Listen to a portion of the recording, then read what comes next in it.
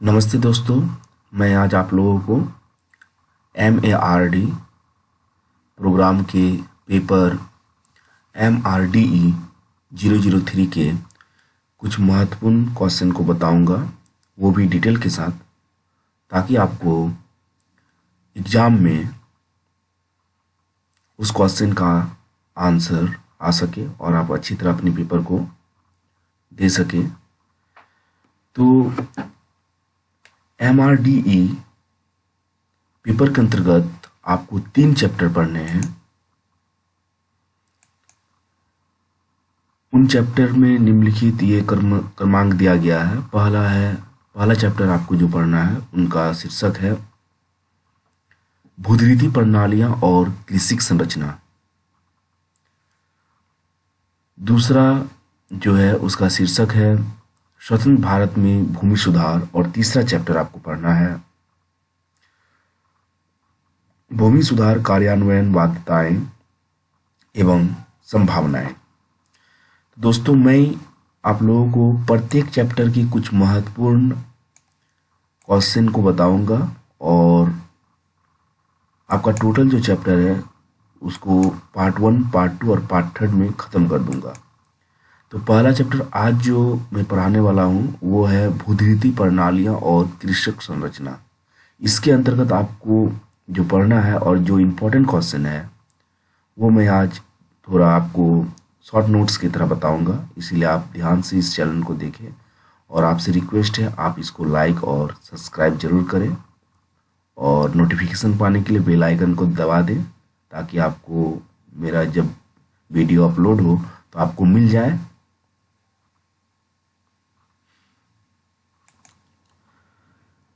पहला चैप्टर के अंतर्गत आपका पहला क्वेश्चन हो जा रहा है भूमि सुधारों से आप क्या समझते हैं और भूमि सुधारों के अध्ययन हेतु विभिन्न दृष्टिकोण कौन कौन से हैं, अथवा भूमि सुधार को परिभाषित कीजिए।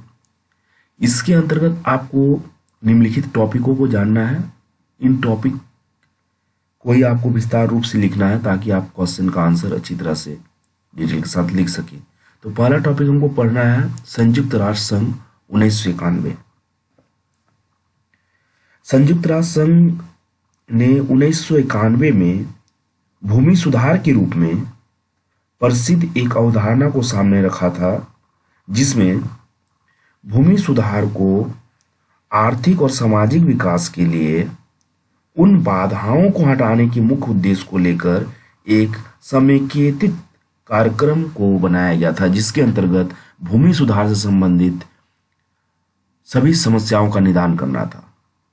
दूसरा टॉपिक में आते हैं, ये दूसरा पॉइंट है, इस क्वेश्चन का आंसर उसमें है भूधिरिती सुधार। भूधिरिती सुधार में पहले की जो परंपरागत कृषि थी उसमें सुधार लाने के लिए भूधिरिती सुधार अधिनियम और नियम पारित किए गए। इसका भी वर्णन 1991 में भूमि सुधार के रूप में किया गया है। संस्थागत भूमि सुधार, इसके अंतर्गत भूमि सुधार के लिए अलग अलग संस्था का गठन किया गया और उन संस्था के माध्यम से ग्रामीण जनों के पक्ष में भूमि का पुनः वितरण किया गया, जिसमें बिखरे हुए खेतों की चकबंदी करके भूमि की उत्पादकता को बढ़ाना जैसे योजना शामिल थी। पुनर्वितरणात्मक भूमि सुधार। पुनर्वितरणात्मक भूमि सुधार में इसमें भूमि सुधार का उद्देश्य किसी विशिष्ट समूह या सामाजिक संस्था के पास जोत संचयन को कम करना होता है और उसके अंतर्गत जो भी समस्या आती है जो किसान हित में होता है उसको लागू किया जाता है। इन सभी को आपको विस्तार रूप से लिखना है। मैं अब आगे दूसरे प्रश्न की ओर जाता हूं। दूसरे प्रश्न को अगर देखा जाए तो वो है ग्राम विकास में भूमि सुधार के महत्व और प्रमुख योगदानों का वर्णन कीजिए, अथवा भूमि सुधार का महत्व पर संक्षिप्त टिप्पणी लिखिए। आप इनका आंसर निम्न टॉपिक को विस्तार रूप से लिखकर आप लिख सकते हैं। ये जो नीचे ब्लू कलर में टॉपिक दिए गए हैं, वो पॉइंट है, आप की पॉइंट मान सकते हैं, और इसका ही विस्तार रूप से आपको लिखना है। ग्राम विकास में भूमि सुधार के महत्व को अगर वर्णन किया जाए तो उसमें उत्पादकता सबसे अहम भूमिका निभाती है। उत्पादकता के अंतर्गत समकालीन कृषि उत्पादन से संबंधित वितरण व्यवस्था है, जिसमें पैदावार, भूमि श्रेष्ठता और पूंजी उत्पादकता की अनुपूर्ति होती है। मतलब इसमें उत्पादकता में जो संबंध होता है वो भूमि श्रेष्ठता, पूंजी और उत्पादक में जो भूमि सुधार से परिसंपत्तियों की वृद्धि होती है उनका वर्णन होता है। वितरण और गरीबी, वितरण और गरीबी से संपर्क उन किसानों से है जिनमें वो कृषि जो करते हैं लेकिन परंपरागत तरीके से करते हैं, तो उसमें सुधार लाकर वो उसमें कुछ टेक्निकल प्रयोग करें ताकि उनका कृषि विकास जो है वो अधिक सुगमता से हो पाए। ग्रामीण लोगों की आय में वृद्धि और जीवन की गुणवत्ता में सुधार करना, इससे अगर ग्राम विकास में भूमि सुधार करते हैं तो उसमें हमारा क्या होता है कि ग्रामीण लोगों की आय में वृद्धि भी होती है और उसके साथ साथ जीवन की गुणवत्ता में सुधार करना होता है।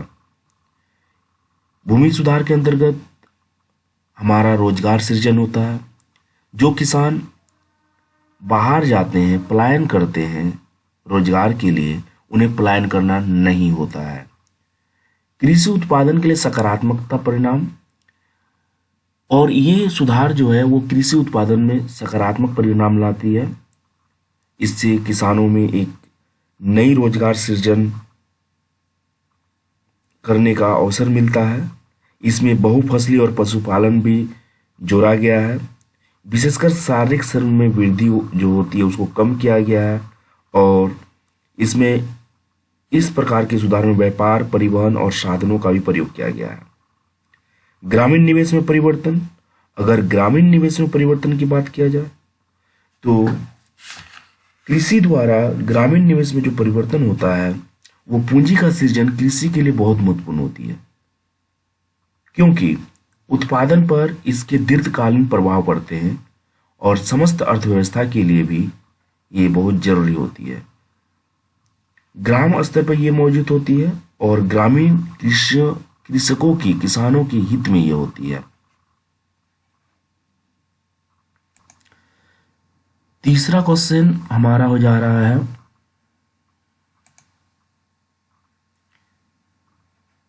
वो है तीसरा क्वेश्चन हमारा है भूमि सुधारों को लागू करने की दिशा में विकासशील देशों को किस प्रकार की समस्याओं का सामना करना पड़ता है। इसका हम निम्न बिंदुओं द्वारा स्पष्टीकरण दे सकते हैं।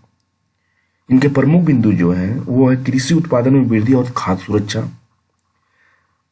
अगर बात किया जाए दक्षिण एशिया में खाद्य की सुरक्षा हेतु इन सभी विधियों का वर्णन किया जाता है। इसके साथ ही ग्रामीण लोगों में सामाजिक आर्थिक समानता, अगर हम भूमि सुधार में अच्छे काम करेंगे या भूमि सुधार में हम विकासशील देशों की तुलना में अपने देशों में अगर कार्य करें किसी कृषि हित में, तो उसमें कृषि में जो है वो समानता आ जाएगी। भूमि सुधार के लिए अपर्याप्त प्रशासनिक क्षमता, अगर देखा जाए कभी कभी भूमि सुधार में हमारा जो सरकार है, सरकार की तरफ से जो योजनाएं चलाई जाती है उसमें पर्याप्त प्रशासनिक क्षमता या फिर सुविधा हमें नहीं मिल पाती है। जो किसानों को सुविधा मिलना चाहिए वो नहीं मिलती है। भूमि पूजन व अन्य संसाधनों की सुलभता, कभी कभी अपने धर्मों के अनुसार किसान भूमि पूजन अथवा अन्य संसाधनों की सुलभता के अभाव में भी उन लोगों को समस्याओं का सामना करना पड़ता है।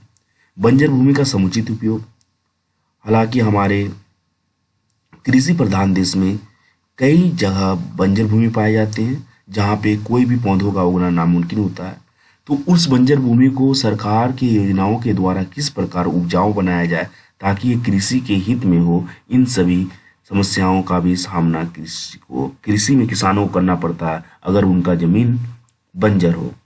जन समुदाय की भागीदारी, अगर भूमि सुधार से संबंधित कोई विकासशील कार्य हमारे देश में होते हैं तो उनमें जन समुदाय की भागीदारी बहुत ही महत्वपूर्ण मानी जाती है।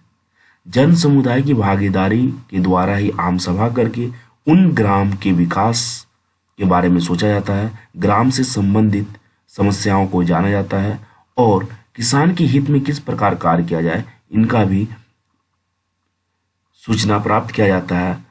इसलिए जन समुदाय की भागीदारी बहुत ही महत्वपूर्ण माना जाता है।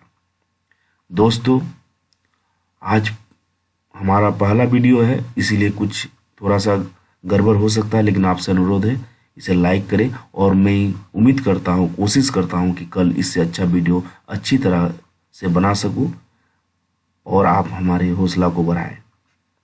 धन्यवाद।